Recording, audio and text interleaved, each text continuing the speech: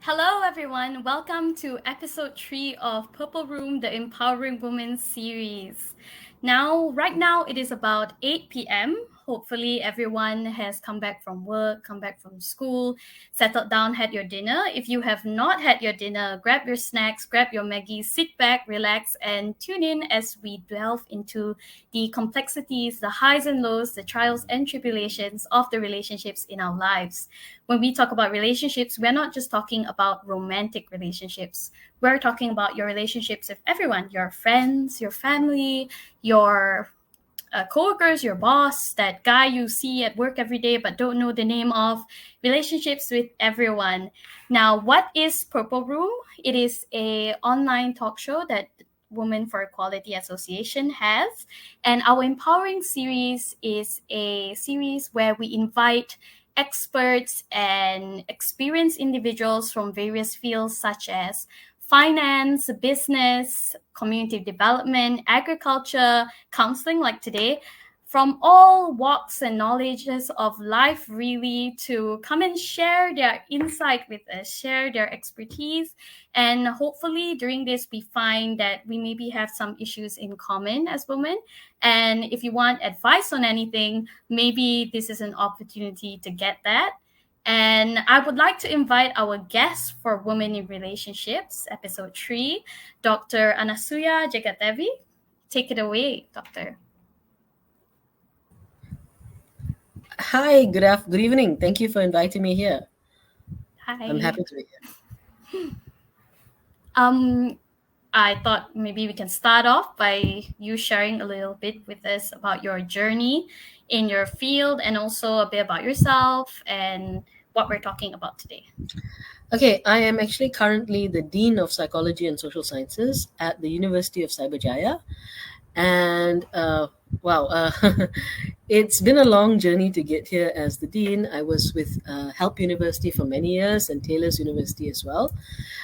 Before that, I was in multiple fields because it's counseling. So I came from non-psychology background and I went into psychology when I found out that that was my passion. And it was a journey to find out what's your passion, and then after that to change fields to go into an area that you're passionate about and you have got skills in, and then to have the confidence to stand on a stage with a lot of white people with white hair everywhere, and and be the only person with dark hair and dark skin and speak on a similar stage with them. So it's been quite a journey, and it's been ups and downs, and yeah, I have enjoyed every step of it. Ah, okay.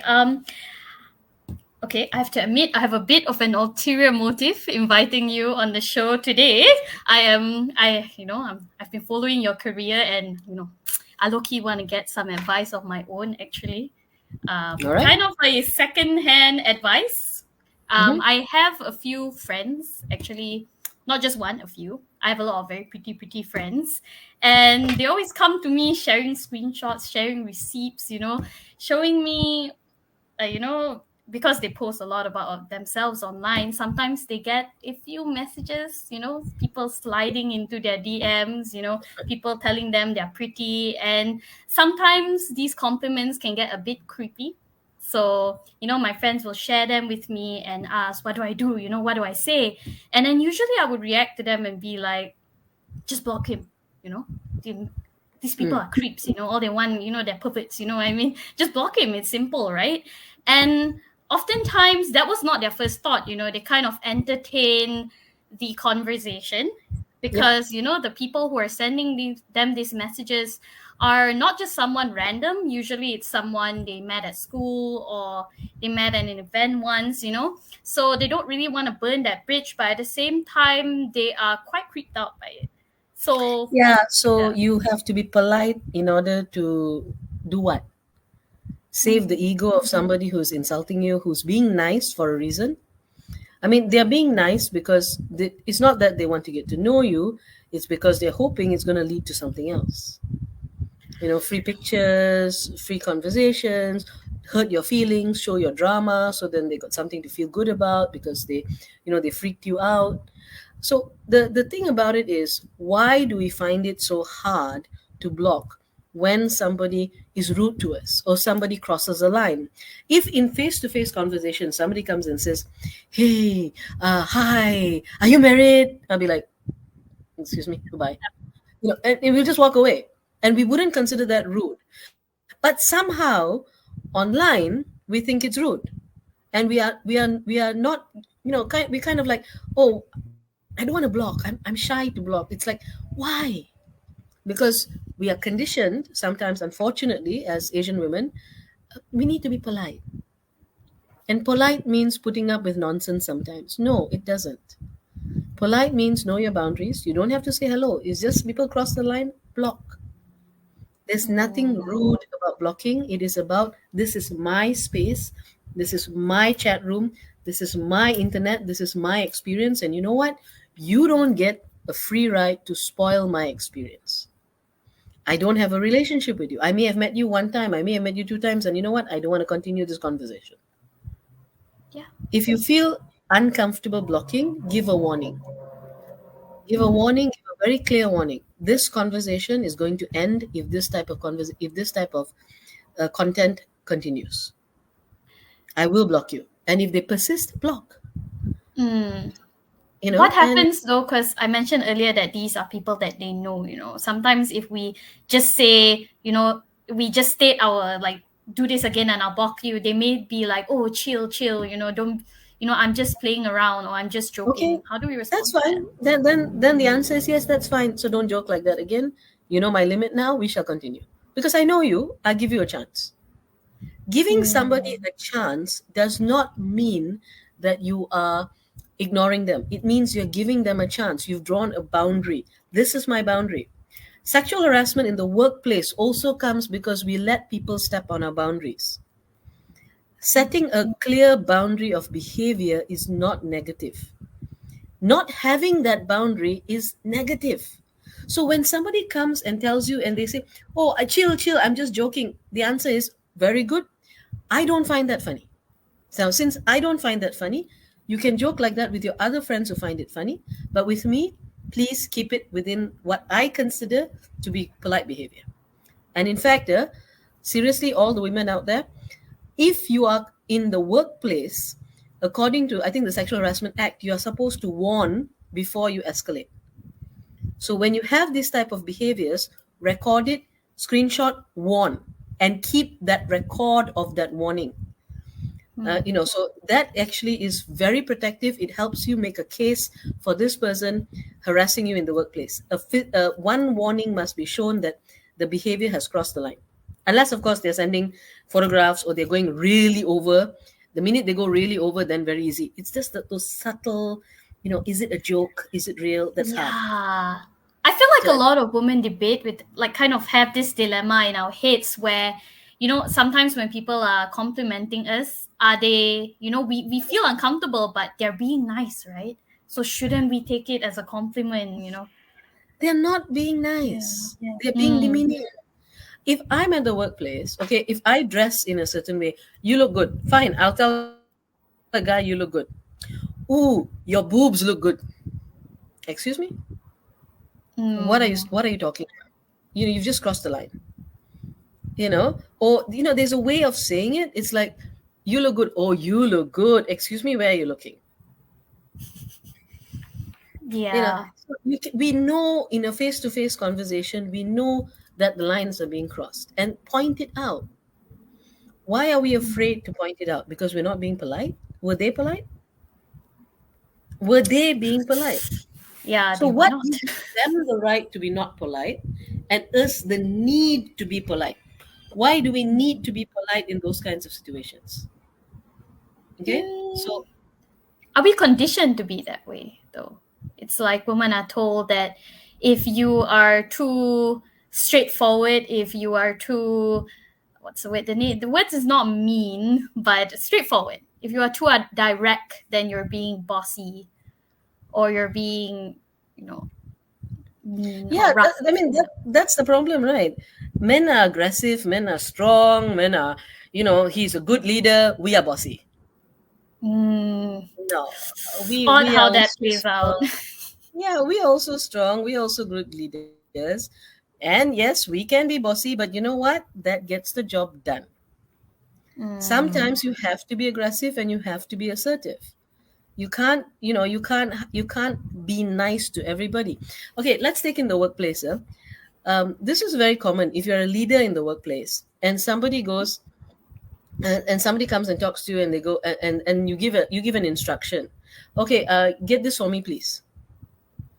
And the person goes, oh, okay, and then they don't do anything because they Okay. think that it was a request, not an order.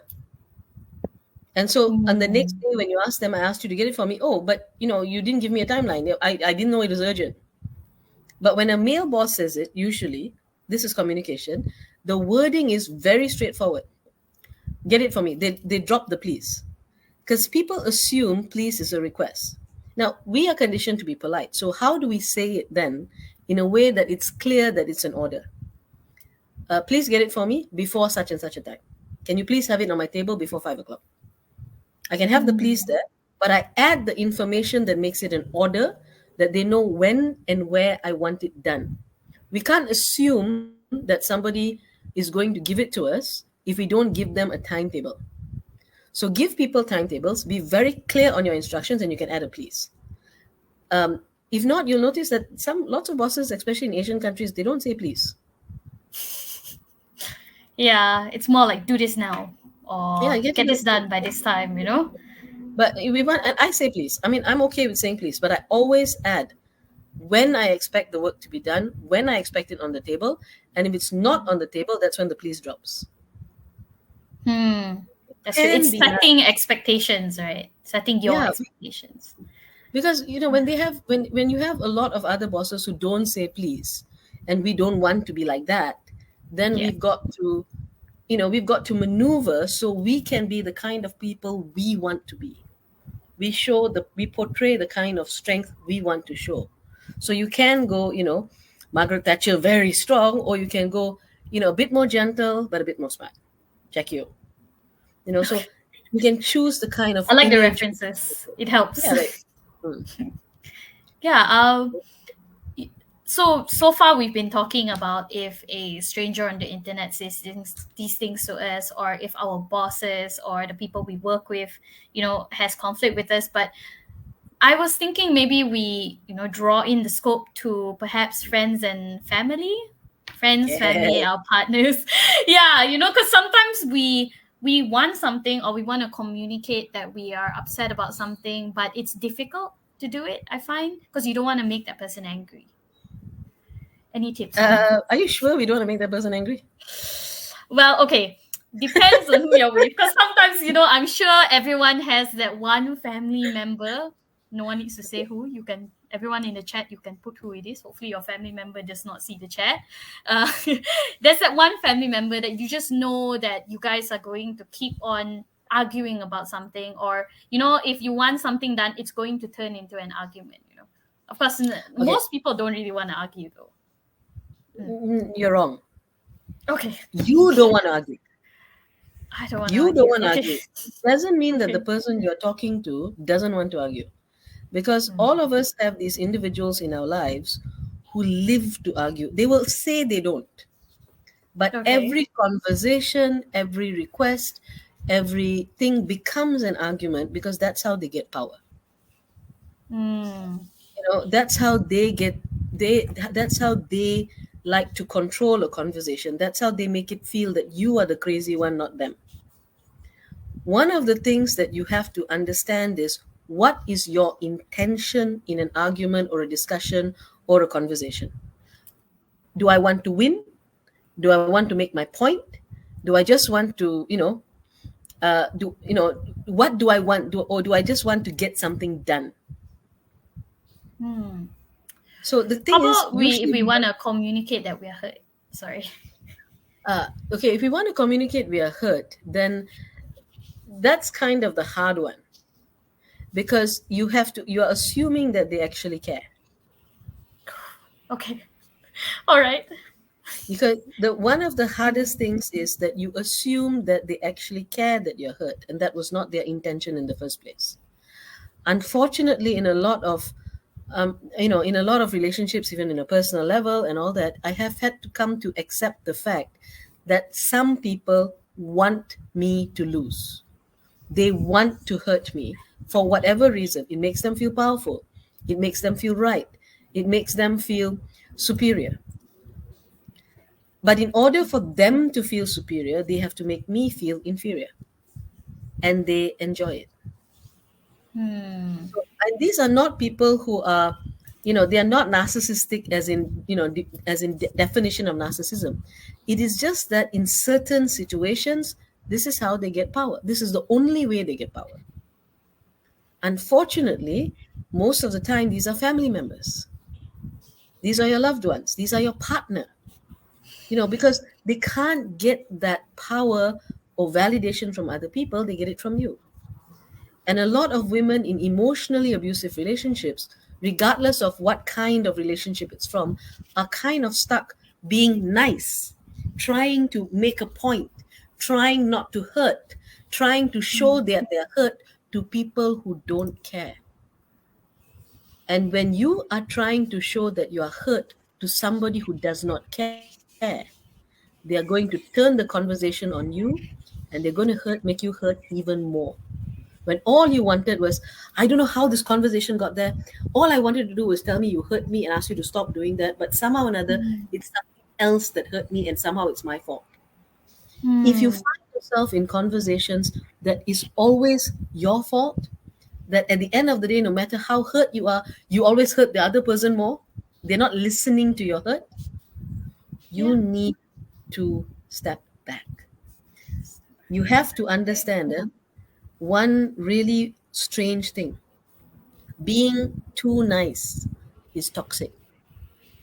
If you don't have any boundaries in a personal relationship, if you start off just trying to be nice, trying to accept what everybody says, even though they are throwing rubbish and all that, Hmm. you're allowing people to throw rubbish, and you're not cleaning it up. You're not telling them, stop, this is the boundary, don't throw rubbish. So you're adding to the toxicity of that relationship. So when you are ready to start fighting, it's already very toxic. Yeah, it's already damage has been done. Yeah. Doctor, there's actually a few people in the chat asking about this. Okay. Because these people, like you said just now, all we are assuming that they care, but what they want to do is exert their power on us. They want Mhm. to fight. So, Sarah and Hans ask, how do we avoid these kind of conversations, because we still want to get our point across, right?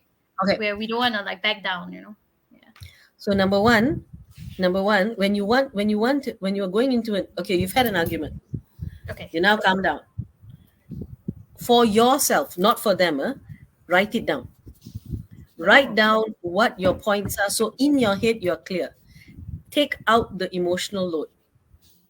If you go in with emotion, you're going to lose. If you're going to go into that discussion to show them you're hurt, you're going to lose. You're going to have to go into this to go into this to the discussion to have a point of discussion, rational, logical. Unfortunately, it has to be that. So when you want an argument, the argument has to be about a point, not about feelings. Put the feelings aside. Write down your argument, look at it, take out the emotion, and then, okay, I just want to talk to you about this one thing. How is it going? Can we find a resolution to this idea? Don't bring up the past. Don't talk about the emotions of the idea. Try to Okay. try to win the point on what you need to discuss. This is this is this is the argument.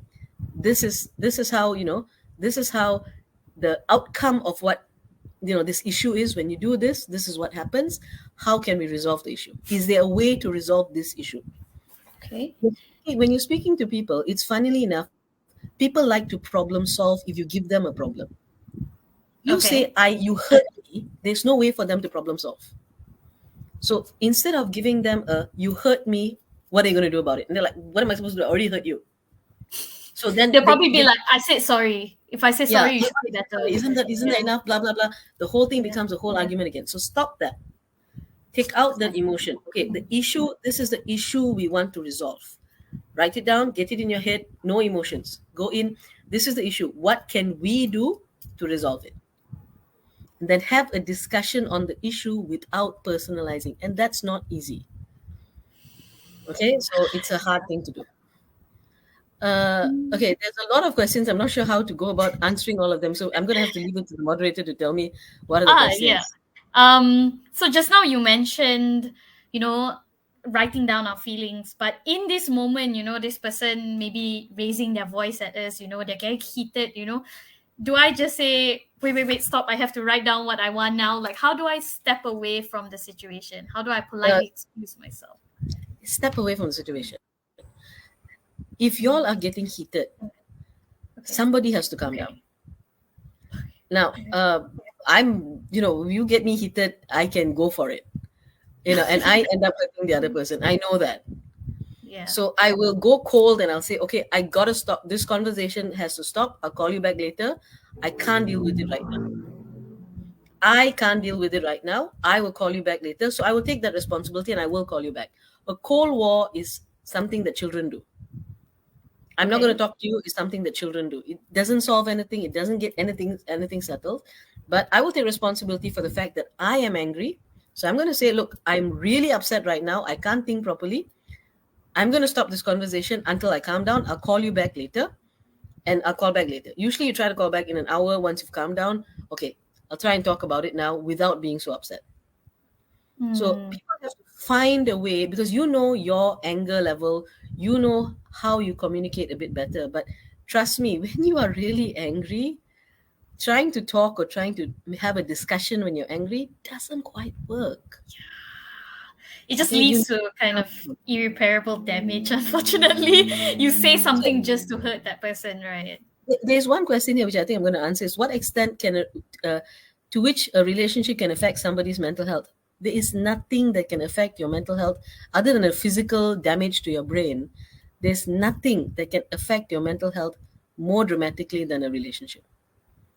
In fact, if you look at all the issues that you have, whether it's depression, whether it's this, whether it's that, even with your studies, it is not the fact that you failed the exam, it is how your parents reacted to you failing that caused the problem. It is not the fact that you failed the exam. It is how your competition in school, how they reacted. If you fail something and nobody knows, who cares? That's true. But when people know, when people see, it is that reaction, that relationship that causes the harm. So one of the things we have to understand is, if you look at certain, all problems at the end of the day come down to relationship problems. And sometimes the person that we have the worst relationship is with ourselves. We have a lot of compassion for other people. We can be very kind to other people, but we are so hard on ourselves. We are so scared to block people. We are so scared to be straightforward. We are so scared to start an argument. We are so scared to win a point.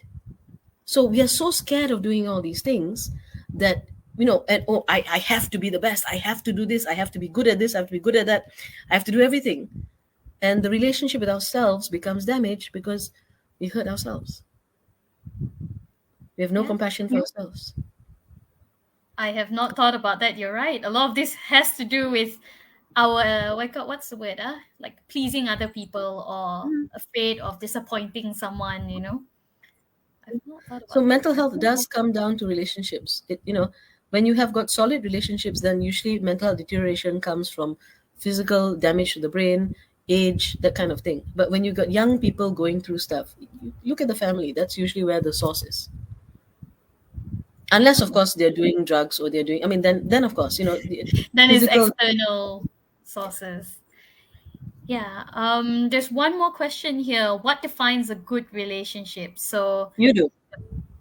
oh, we do. Yeah, you define a good relationship. I mean, come on. There are sadomasochists out there who enjoy sadomasochism. I mean, I'm assuming that I can say that everybody's adults here, right?